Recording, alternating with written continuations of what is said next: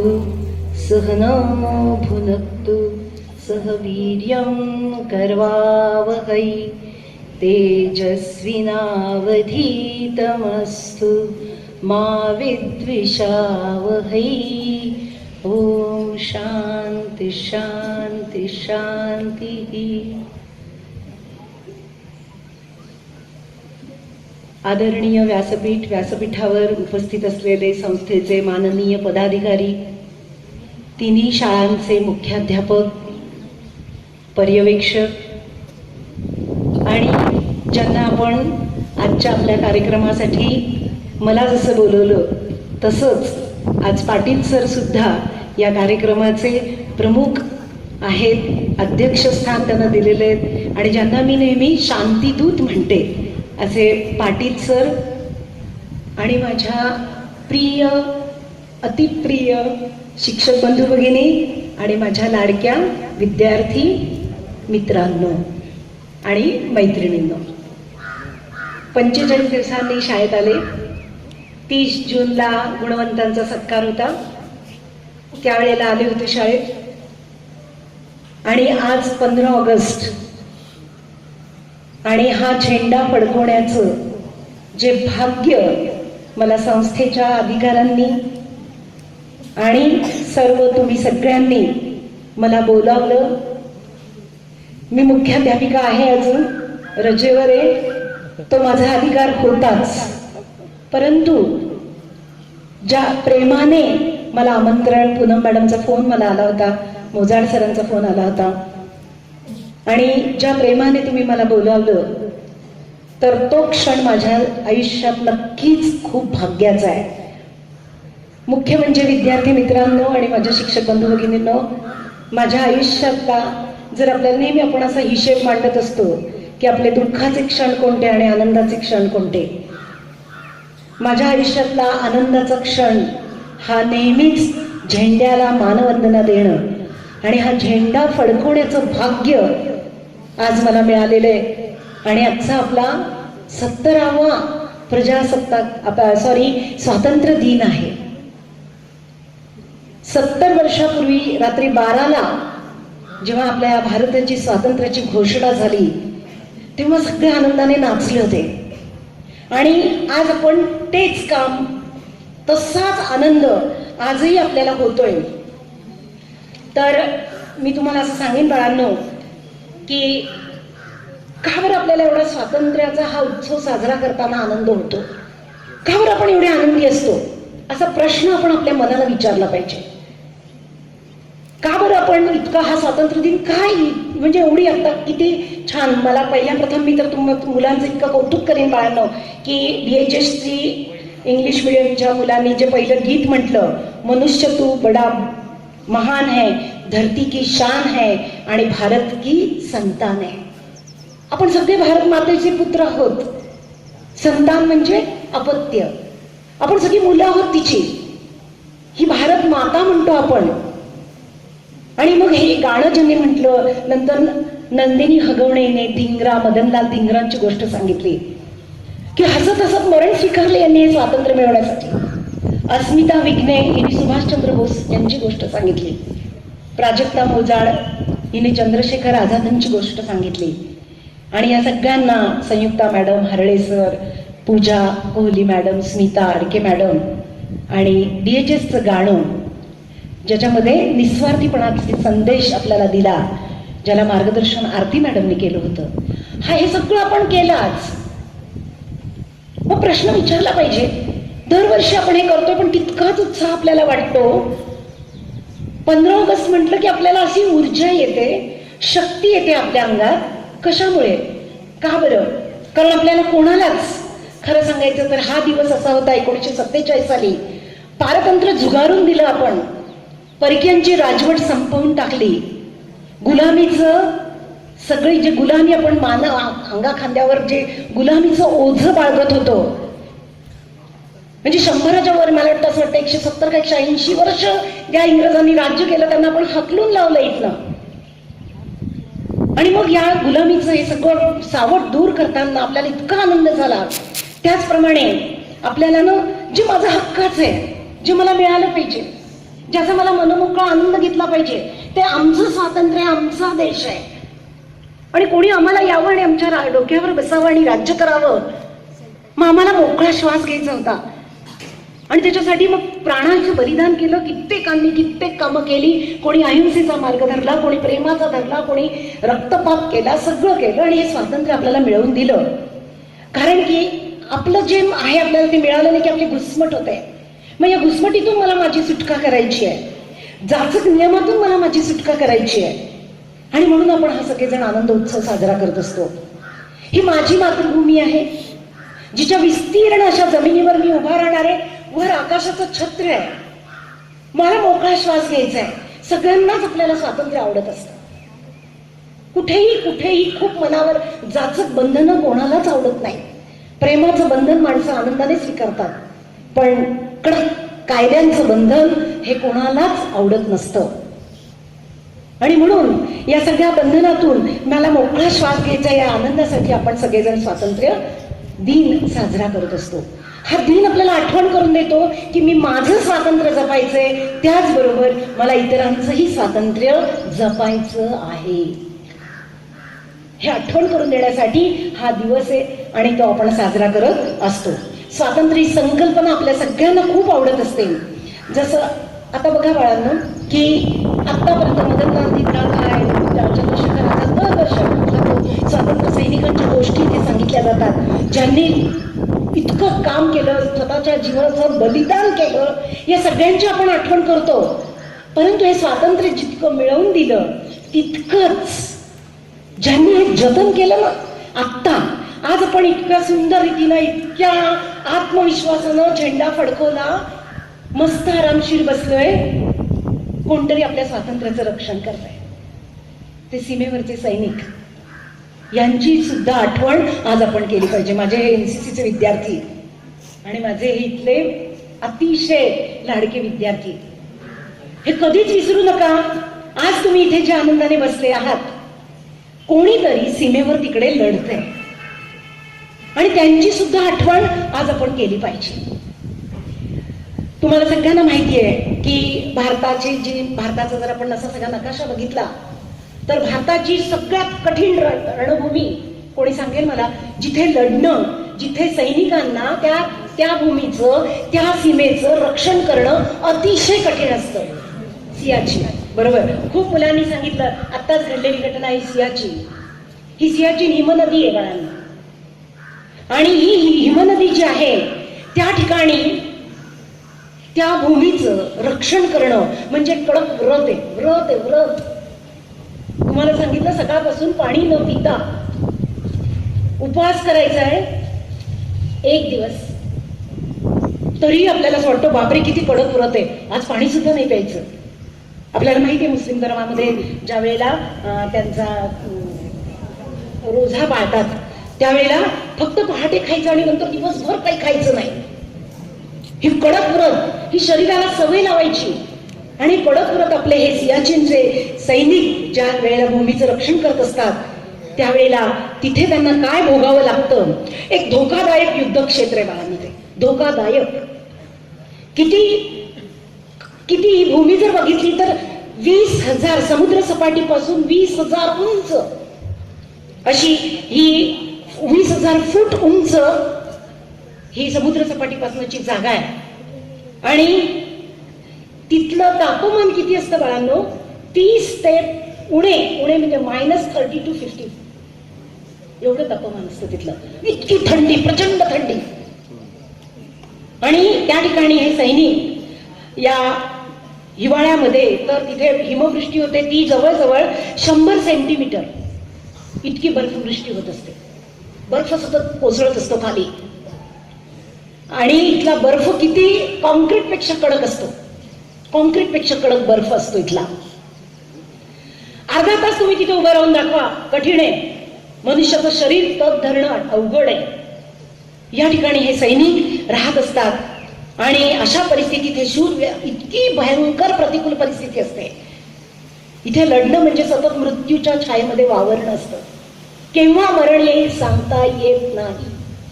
मदनलाल धिंगरा, चंद्रशेखर आझाद, भगतसिंग जसे हसत हसत गेले तसे आजही आमचे सैनिक जेव्हा तिथे त्यांना जायचं असतं तेव्हा त्यांना माहीत असतं त्यांच्या जीवाची गॅरंटी नसते.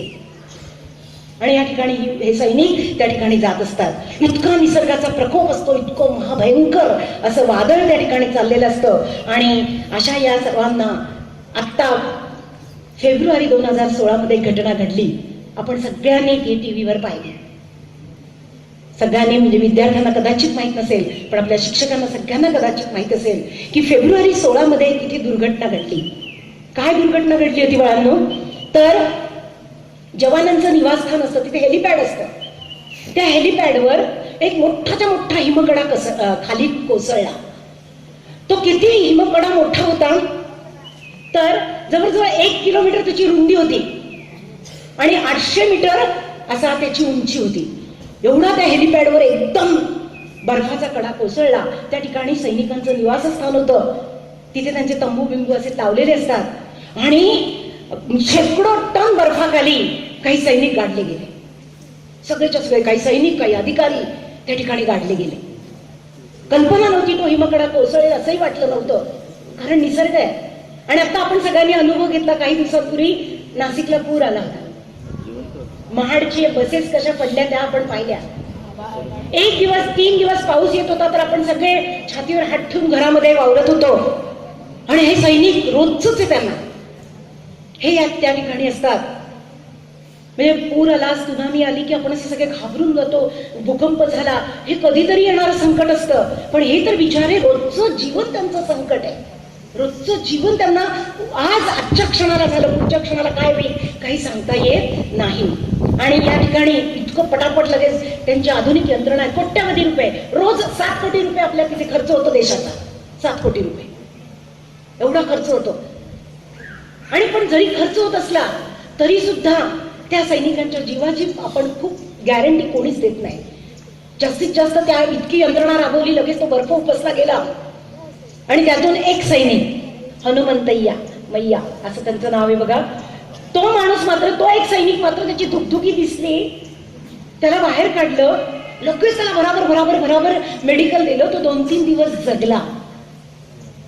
आणि त्यांच्या ज्या पत्नी आहेत, जेव्हा त्यांची मुलाखत घेतली गेली तेव्हा त्यांनी सांगितलं की माझे पती तर इथे, आणि ते जगू नाही शकले बाळांनो. आपण सगळ्यांनी, मी स्वतः तर टीव्ही समोर बसून देवासमोर बसून प्रार्थना केली होती, हा जर आज वाचला तर सैनिकांचं मनोबळ वाचेल, मनोबळ येईल त्यांना की नाही इतक्या कठीण परिस्थिती सुद्धा हनुमंत मैया हा जगला.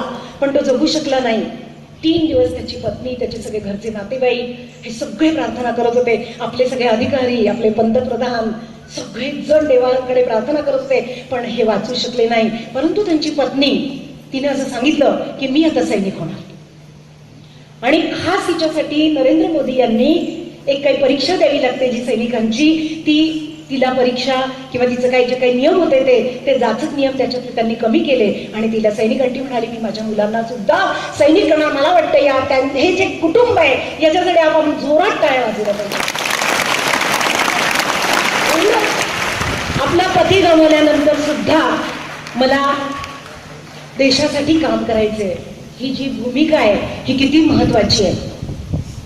या ठिकाणी हे सैनिक जेव्हा पार पाडत असतात ना बाळांनो, इतका लांब हिमाच्छादित प्रदेश असतो. सगळं नुसतं काही नाही, फक्त बर्फ. आणि सैनिक मोजके सैनिक असतात तिथे, असं नाही बरं का बाळांनो. आता आपल्याला बघा इतकी ते माणसं आहेत, इतके, मला आज विद्यार्थ्यांची संख्या जास्त असते की इतकं बरं वाटतं. आपण खूप जण असलो की बरं वाटतं, आधार वाटतं एकमेकांना. मोजके सैनिक असतात. या मोजक्या सहकार्यांबरोबर या ठिकाणी हे सैनिक काम करत असतात. आणि या ठिकाणी स्वतःच्या भावना, स्वतःच्या इच्छा, स्वतःच्या आकांक्षा याच्यावर नियंत्रण ठेवायचंय. कधी मरू माहित नाहीये तरी सुद्धा आपलं काम एकाग्र चित्ताने करायचंय. आपलं कर्तव्य आपल्याला पार पाडायचंय. ही भूमिका या सैनिकांची असते. आणि त्यानंतर एखाद्या हिमालयासारखं हे आव्हान हे सैनिक पेलत असतात. आता इथले जे सैनिक असतात ना, असं नाही बरं का बाळांनो की आता एखाद्याची नेमणूक केली म्हणजे हे सैनिक तिथे राहतात, असं नाहीये. तर 3 महिने एक पलटण असते आणि 3 महिने त्यांनी तिथे काम करायचं. त्याच्यानंतर पुढचे 3 महिने म्हणजे प्रत्येकाला अनिवार्य आहे सियाचीनमध्ये जिथे तुमची बदली असेल तर 3-3 महिन्यांनी ती पलटण बदलते. मग कुठली तक्रार नाही, नाही म्हणायचं नाही, तुम्हाला तिथे काम करावंच लागेल. आपण एक दिवस आपल्याला पूर आल्यानंतर, पाणी झाल्यानंतर किती असंही आपण अस्वस्थ झालो होतो, अरे बाप रे, आणि तरी इतक्या पावसात आपण आपल्या ठिकाणी, कामाच्या ठिकाणी जातो. हीच निष्ठा, कामावरची निष्ठा त्या सैनिकांना नेहमी ठेवावी लागते. आता ह्या अशा इतक्या भयंकर परिस्थितीत हे सैनिक काम करत असतात, त्यांना खरंच आपण हॅट्स ऑफ केला पाहिजे की खरंच त्यांच्या मिळता आज आपण इतके शांततेने या ठिकाणी जगत आहोत. 3 गोष्टींचं संकट तिथे असतं. एक हिमावसारण, हिमदंश आणि बर्फातल्या मोठ्या मोठ्या भेगा. इतकी अशी छोटी भेग असते, कधीतरी पाय ठेवला तर एकदम खाली जाऊ शकतो. दरवर्षी साधारणतः 10 सैनिक या ठिकाणी शहीद होतात. 10 सैनिक शहीद होतात. असं म्हटलं जातं की आपल्या कुठल्याही सीमेवर किंवा युद्धामध्ये सतत शीतयुद्ध तर असं थोडे थोडे छोटे छोटे गोळीबार वगैरे चाललेलाच असतो. एकमेकांना असे करतच असतात, घाबरवत असतात. परंतु जर संख्या बघितली तर सगळ्यात जास्त आपले सैनिक जर कुठे मरत असतील तर ते सियाचीनमध्ये मरतात. साधारणतः वर्षाला सरासरी 10 सैनिक ह्यांचं बलिदान त्या ठिकाणी दिलं जातं.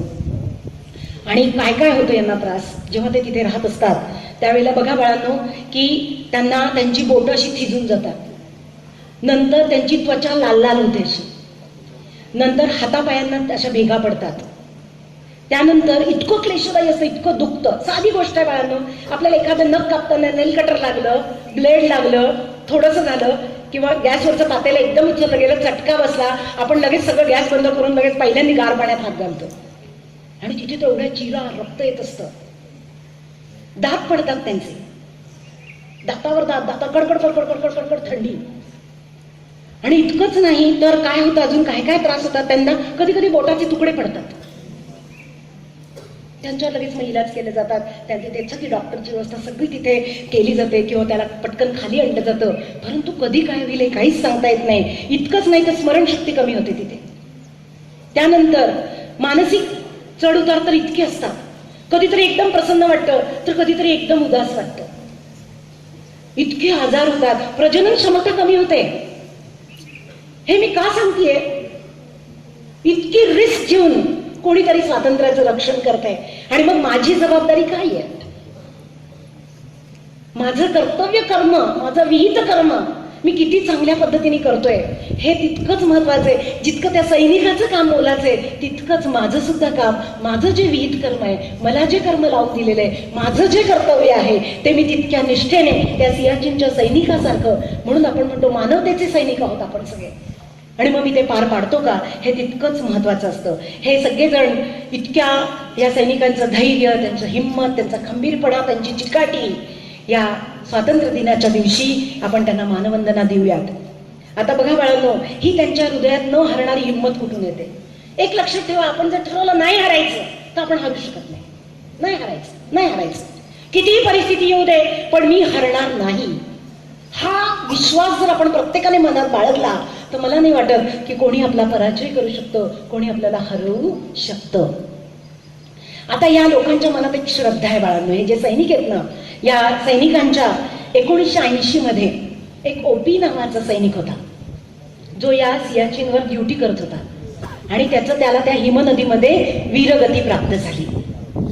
आणि हा ओपी जो आहे, तर इथले हे जे सैनिक, जिथे ही पलटण जेव्हा जाते ना तेव्हा त्यांचा असा विश्वास आहे, त्या सियाचीनच्या पायथ्याशी एक त्यांनी मंदिर बांधलंय. त्या मंदिराचं नाव आहे ओपी बाबा मंदिर. हा ओपी नावाचा सैनिक होता, तो त्या ठिकाणी तिथे वारला, त्याची म्हणजे वीरगती त्याला प्राप्त झाली त्या हिमनदीमध्ये. पण असा त्यांचा विश्वास आहे की त्याने त्याचा आत्मा त्या ठिकाणी फिरतोय. आणि या सैनिकांना तिथे तसे अनुभव येतात. ते काय सांगतात माहितीये का, की ज्या वेळेला आम्ही असं जात असतो तेव्हा आम्हाला ते मार्गदर्शन करतात. ज्यावेळेला रात्रीची आम्ही गस्त घालत असतो त्यावेळेला जर आमची काही वाट चुकली तर त्या वाटेवर आम्हाला तो कोणतरी असं मार्गदर्शन करतं.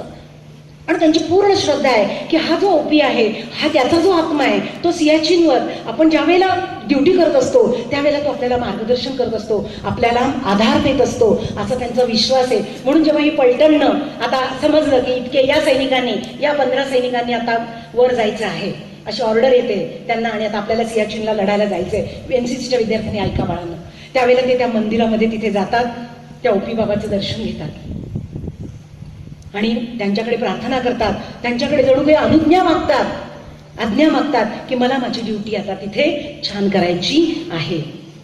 आणि मग आपल्याला पण वाटतं तो जो हनुमंत या वाचला बाळांनो 2-3 दिवस का होईना, त्या ओपी बाबांनी नक्की त्याला काहीतरी मार्गदर्शन केलं असेल. इतक्या बर्फाखाली सुद्धा राहणं हे म्हणजे एक थोडासा विश्वास हा त्या सैनिकांना मिळतो. आणि मला असं वाटतं की या सैनिकांचं शारीरिक, मानसिक आणि आत्मिक बळ हे फार महत्वाचं आहे आणि त्या ओपी बाबांच्या निमित्ताने हे सगळेजण काम करत असतात. आता बघा बाळांनो, आपण हे सगळं पाहिलं, ही जी लढाई हे सैनिक लढतात, या स्वातंत्र्याची जतन करण्यासाठी, हे स्वातंत्र्य टिकवण्यासाठी हे सैनिक काम करतात. कारण मी पहिल्यांदाच सांगितलं, स्वातंत्र्य सगळ्यांना आवडत असतं, स्वतंत्रता सगळ्यांना आवडत असते. आणि म्हणून आता आपण आपला विचार करूया. आपण पण खरंच स्वतःला आज प्रश्न विचारायचा आहे, मी खऱ्या अर्थाने स्वतंत्र आहे का? माझं मन स्वतंत्रपणे विचार करतं का? माझी बुद्धी स्वतंत्रपणे निर्णय घेते का? खरंच मी मन आणि बुद्धी स्वतंत्रपणे, 2 मुलं गप्पा मारतायत, काही गडबड करतायत, काही ना आवडत नाही, पण हे सांगण्याचं डेअरिंग आपण करतो का? स्वतंत्रपणे मला विचार करतोय का तू बोल माझ्याशी, मी नाही बोलणार, मला माझी स्वतंत्रपणे मला विचार करायचा आहे, मला स्वतंत्रपणे ऐकायचंय. मी इथे शाळेमध्ये बसलेलो आहे, शाळेचा कार्यक्रम चालू आहे, आज मोरे मॅडम घरच्याच आहेत, पण दुसरे बाहेरचे पाहुणे आले तर मी बोलणार का? सगळं सतत मुलाला मला काय वाटतं याचा विचार आपण केला पाहिजे.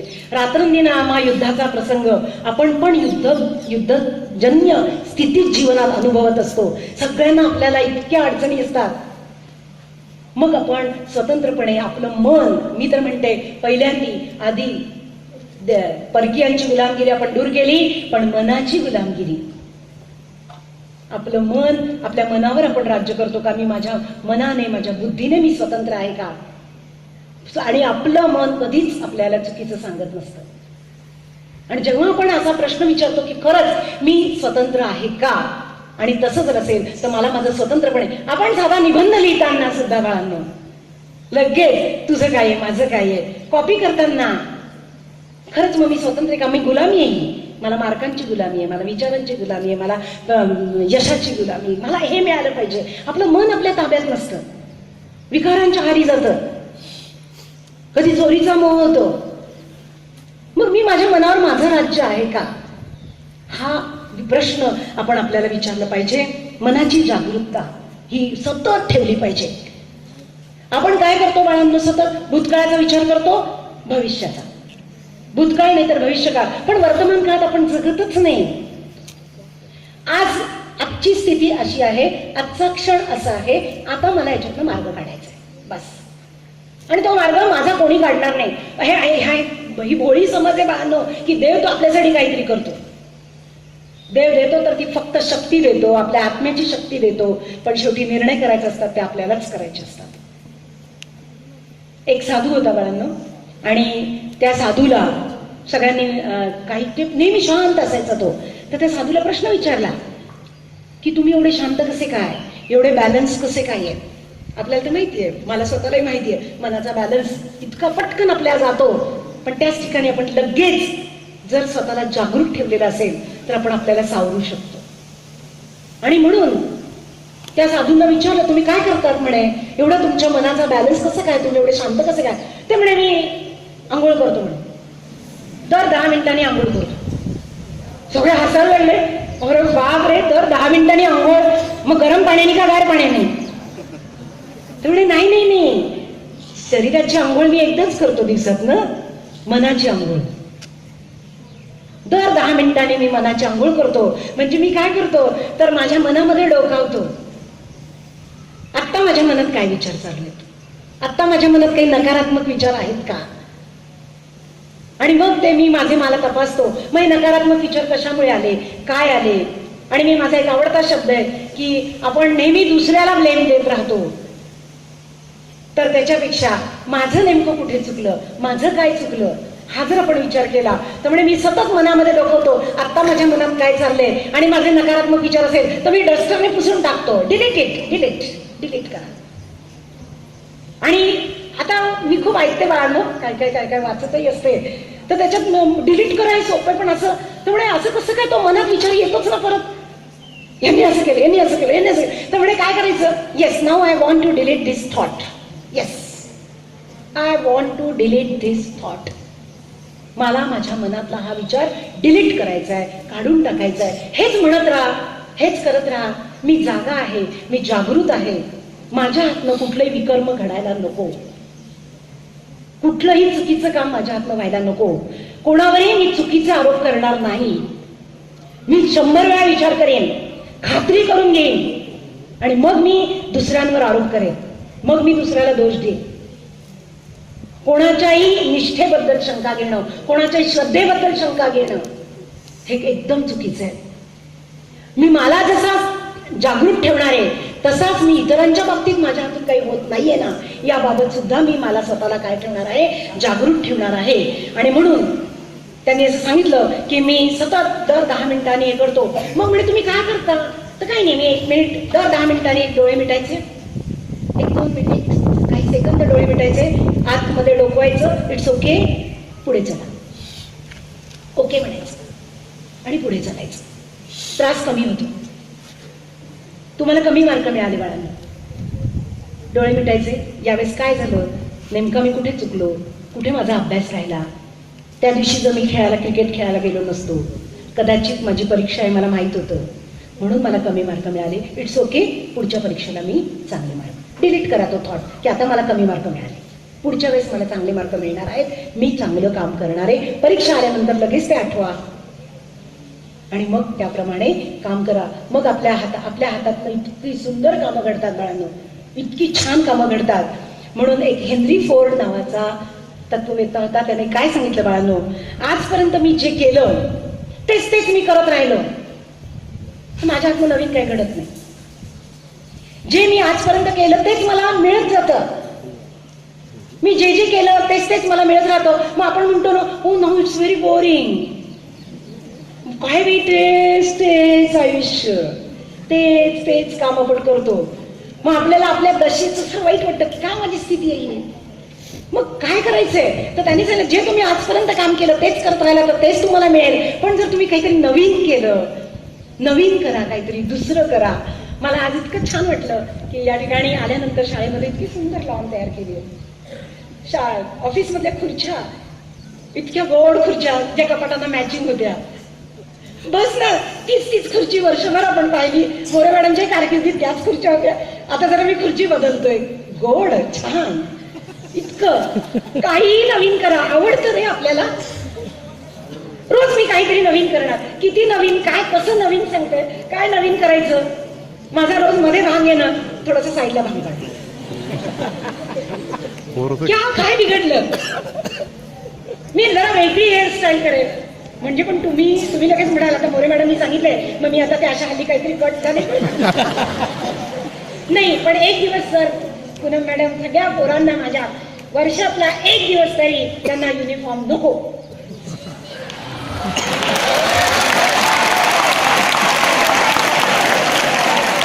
मग काय अजून काय करा बाळांनो, काय करा तुम्ही, तर रोज ज्या रस्त्याने शाळेत येतो ना आपण, रस्ता बदलू, रस्ता बदला, काय हरकत नाही. रोजचा रस्ता बदला, कपडे बदला, घर बदला. अरे घरामध्ये मला तो काहीतरी नवीन करायला आलाय, तो महत्वाचं काम करायला चालला असेल बहुतेक, हेही नवीन आहे, काय हरकत नाही. स्वातंत्र्य घेतलं बाळांनो त्याने, त्याचं काहीतरी महत्वाचं काम असेल,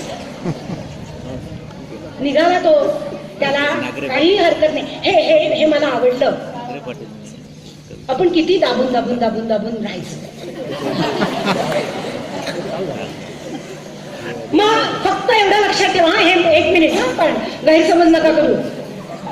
जेन्युइन कारण असलं पाहिजे. जे करायचे ते मी विधायक करणार आहे, विघातक करणार नाही, चुकीचं करणार. आणि म्हणून रोजच्या अगदी साधं तुम्हाला साधं कल्पना आहे, मला तर फार आवडतं. म्हणजे आज जर मी पातेली या कप्प्यात ठेवली असतील ना, तर पहिले मी या कप्प्यात ठेवीन, खुर्ची टेबल बदलेल, कधी पलंग इकडच्या बाजूला ठेवायचं, कधी हे ठेवायचं, आपणच आपलं घर जरा अरेंजमेंट बदलायची. छान वाटतं. नवीन मी सगळं रोज मी प्रश्न गाईड मधला तसंच लिहिण्यापेक्षा मी जरा वेगळ्या पद्धतीने लिहितो. एखादा मार्क मला कमी मिळेल, पण अगदी पोपटासारखं तोंडपाठ करायचं, तेच लिहायचं, तेच तेच तेच तेच करण्यापेक्षा जर आपण काही नवीन केलं तर मला असं वाटतं याच्यासाठी आपली दिशा बदला. दिशा बदलली की दशा बदलते. आपली दिशा या ज्या दिशेने आपण करतोय तेच तेच तेच तेच करतो. नवीन काहीतरी केलं पाहिजे. रोजचं माझ्या हातून काहीतरी नवीन झालं पाहिजे. मी तुम्हाला साधं सांगते ना बाळांनो, की झाड लावा, एखादी कुंडी घ्या, छान झाड लावा. कोणती आज मी इतके दिवस माझ्याकडे ही झाड होती आणि एखादं झाड मेलं तर आता मी नवीन झाड बागेमध्ये लावेल. नवीन काहीतरी करा. नाविन्यपूर्ण जीवन जगण्यासाठी नवीनता हा आपल्याला खूप ऊर्जा आणि उत्साह देत असतो. आणि म्हणून मला असं वाटतं की दशा जर आपली बदलायची असेल तर दिशा नवीन पकडली पाहिजे, नवीन दिशेने काम केलं पाहिजे. आणि माझ्या विद्यार्थी मित्रांनो, मी तुम्हाला सांगते, मला वाटतं त्याही दिवशी मी तुम्हाला सांगितलं होतं की मोक्ष नावाचं व्यसनमुक्ती केंद्रामध्ये मी सध्या काम करते. आणि मला इतकं वाईट वाटतं, तिथे 3 दिवस झाले तिथे राजयोग मेडिटेशन त्या लोकांना आम्ही शिकवायला जातो. अरे हू हॅज टोल्ड? कोणी सांगितलं? नाहीये. Happiness is my on creation. कशाही परिस्थितीत असा बाळांनो, म्हणून आपण पाहतो, एक मी फिल्म पाहिलेली होती, त्या ह्याच्यात त्याला हात नाहीयेत बाळांनो, 2 पाय नाहीयेत. ही फिल्म सर नक्कीच मिळवा आणि ती सगळ्या पुणे मॅडम, दवंडे मॅडम, ही सगळ्या विद्यार्थ्यांना दाखवा की त्या माणसाचा फक्त मुंडका आणि पाया इथपर्यंतचा भाग येतो, लेक्चर्स देतो सुंदर, स्वतःची कामं सगळी स्वतः करतो, कॉम्प्युटरवर कामं करतो. मग आपल्यात आपण किती धडधाकट आहोत, अजून किती काय करू शकतो, नवीन काय करू शकतो. म्हणून निराशा येऊ द्यायची नाही. मी निराशा येऊच देणार नाही. Happiness is my on creation. Automatic mood मध्ये आपण राहतो. हे घडतंय, असंच घडतंय, आणि आपल्याला इतकं असं लहानपणापासून शिकवलेलं ना की अरे बापरे असंच होणार आहे, नियती परम नियती. ठीक आहे, येणारी अडचण, हिंडरन्सेस, सिच्युएशन, प्रॉब्लेम्स हे येणारच आहेत, परंतु त्यातला मार्ग हा मला काढायचा आहे. म्हणून माझा चॉईस आहे, to be upset or not to be upset. It is my choice. मी निराश व्हायचं का व्हायचं नाही हे माझ्या हातात आहे. आणि मला असं वाटतं जर आपण सगळ्यांनी मिळून ही ऊर्जा केली तर खऱ्या अर्थाने आपण स्वतंत्र राहू, खऱ्या अर्थाने आपण जगू.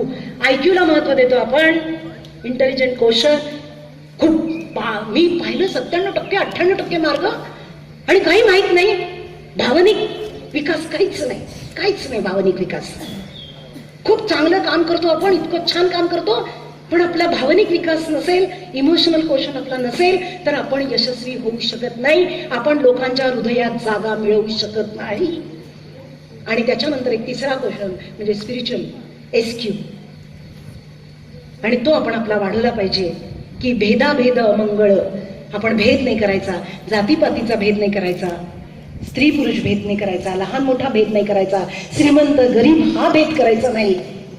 माझे, आपले आणि परके हा भेद करू नका. आणि अजून एक आपण या स्वातंत्र्य दिनाच्या दिवशी सांगते, जे कालच ऐकलं होतं बाळांनो, की आज आपण सगळ्यांनी मिळून असा निश्चय करूयात या स्वातंत्र्य दिनाच्या दिवशी की आपण सगळे मरणार आहेत हे आपल्याला माहिती आहे. एक ना एक दिवस आपल्याला जायचंय, आणि हे जायचे म्हटल्यानंतर आपल्याला आपल्या देहाविषयी इतकी आसक्ती असते. पण जर आज आपण सगळ्यांनी मिळून ठरवलं की देहदान करायचं, तुम्हाला खोटं वाटेल, आता माझ्या सासूबाई वारल्यानंतर त्या दिवशी रात्री आम्ही लगेच फोन केला होता आणि मला राहणे मॅडम, सुजाता राहणे मॅडम यांनी सुचवलं. त्यांचे मी लाख लाख कौतुक करेन बेटी सुजाता तुझं, की ती मला म्हणाली, मॅडम जर का तुमची इच्छा असेल तर तुमच्या आईंचे डोळे देता येतील का. वारल्यानंतर साधारण 15-20 मिनिटात त्यांना लगेच कळालेलं होतं. लगेच आम्ही फोन केले, आपला एक विद्यार्थी जो डॉक्टर आहे, की हे डोळे देता येतील का. आणि त्यांनी सांगितलं, पण त्या शी वॉज डायबेटिक पेशंट, त्यामुळे डायबिटीसचे पेशंट असलेल्यांचं आम्ही घेत नाही, परंतु ते त्रासदायक होतं. परंतु जर का आपण एक लक्षात ठेवा, आपलं हे शरीर तसं आपण बरोबर काय नेतो मुलांना. आपण APJ अब्दुल कलाम वारल्यानंतर त्यांचा देह तिथेच होता, पण आपण काय म्हटलं, APJ अब्दुल कलाम गेले, वारले. म्हणजे आत्मा अमर आहे, शरीर अमर नाहीये. आत्मा अमरच असतो, तो परत दुसरं शरीर धारण करतो. म्हणून आपण या शरीराची आसक्ती कशाला, मेल्यानंतर ते एकतर जमिनीत गाडलं जातं, एकतर ते दहन केलं जातं. मग त्याची राख होणार आहे किंवा माती होणार आहे. मग माझं यकृत, माझं हृदय, माझे डोळे हे जर कोणाला मिळाले, एक लक्षात ठेवा, आपण मेल्यानंतर जर आपण देहदान केलं तर जवळजवळ 8 व्यक्तींना त्याचा फायदा होतो. 8 व्यक्तींना फायदा होतो. आणि आपण अजून आपल्या मनाची तयारी नाही, आपल्याला माहिती आहे आपले जे असतात, पण आपण काही करू शकत नाही. आपण मेल्यावर म्हणून आपल्या घरातल्या लोकांना, म्हणून सगळ्या फॅमिलीने एकत्र बसायचे, एकत्र निर्णय घ्यायचा याचा, की आपण सगळ्यांनी मिळून, कुटुंबातल्या सगळ्यांनी हा फॉर्म भरूयात. कोण कधी मरेल काहीच सांगता येत नाही. कुठला कोणाचा ऍक्सिडेंट होऊ शकतो, कोणाचं काही होऊ शकतं. मग अशा वेळेला जर माझ्या या शरीराचा उपयोग, आता इतकं ट्रान्सप्लांटेशनचं सायन्स इतकं वाढलेलं आहे, आणि मला तुम्हाला सांगते, माझ्या आईनी मला सांगितलं की माझ्या आईचं वय 84 आहे, आणि तिने मला हे सांगितलेलं आहे. कालही ती मला म्हणाली, का गं तू फॉर्म आणलास का, मला देहदान करायचं आहे, मला देहदान करायचंय. हे आपण जर केलं तर खऱ्या अर्थाने आपण ना शरीराची गुलामी, ना विचारांची गुलामी, ना कसली गुलामी. मी एक स्वतंत्र आहे, स्वतंत्र बुद्धीने वावरणारी आहे. स्वतंत्र विचार करण्याची सवय आपण आपल्याला लावली पाहिजे. जे चूक आहे ते चूक म्हणता आलं पाहिजे, जे बरोबर आहे ते बरोबरच म्हणता आलं पाहिजे, चांगल्याला सपोर्ट करता आला पाहिजे. हे सगळ्यांनी जर आपण केलं तर मला असं वाटतं की खऱ्या अर्थाने हा स्वातंत्र्य दिन आपण साजरा करू. आणि खऱ्या अर्थाने आज घरी जाताना हाच विचार करायचा आहे. प्रिय विद्यार्थी मित्रांनो आणि शिक्षक बंधू भगिनींनो, जर मला मारुतीसारखं असं हृदय काढून दाखवता आलं असतं तर याही देवळाली हायस्कूल, ही सरस्वती एज्युकेशन सोसायटी, इथले विद्यार्थी, इथले शिक्षक हे कधीच मी यांना विसरणार नाही. परंतु हेही सांगते की पुढच्या जन्मी सुद्धा आपण भेटणार आहोत, सगळेजण एकमेकाला भेटणार आहोत. आणि सगळ्यांना या स्वातंत्र्य दिनाच्या हार्दिक शुभेच्छा देते. सगळ्यांच्या आयुष्यात भरपूर आनंद मिळो अशी देवाजवळ प्रार्थना करते आणि माझं मनोगत संपवते. धन्यवाद.